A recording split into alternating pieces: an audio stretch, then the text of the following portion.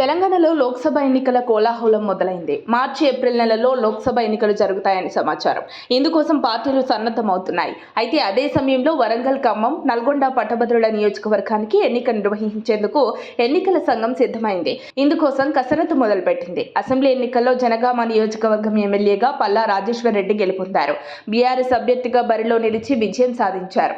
అయితే పల్లా, ఖమ్మం, వరంగల్, నల్గొండ పట్టభద్రుల ఎమ్మెల్సీగా ఉన్నారు. అసెంబ్లీ ఎన్నికల్లో విజయం సాధించడంతో తన ఎమ్మెల్సీ పదవికి ఇటీవల రాజీనామా చేశారు. ఖాళీ అయిన ఎమ్మెల్సీ స్థానానికి 2024 జూన్ 8 లోపు ఎన్నిక నిర్వహించవలసి ఉంది. దీంతో ఎన్నికల సంఘం ఈ ఎన్నిక నిర్వహణకు ప్రక్రియను మొదలుపెట్టింది.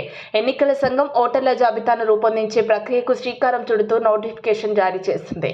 ఈ ఏడాది నవంబర్ 1వ తేదీని కటాఫ్ తేదీగా నిర్ణయిస్తూ కొత్త ఓటర్ల జాబితాను రూపొందించేందుకు షెడ్యూల్ను ప్రకటించింది.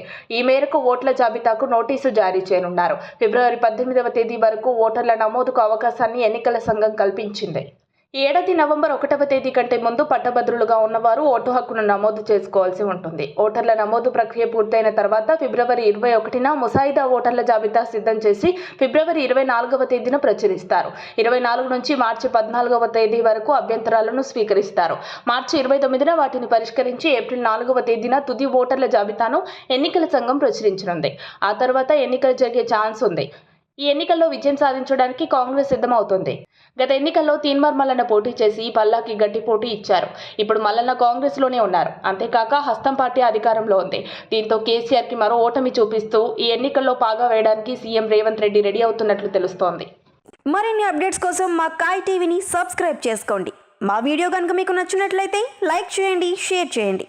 మీ విలువైన అభిప్రాయాలను కామెంట్ బాక్స్లో తెలియజేయండి.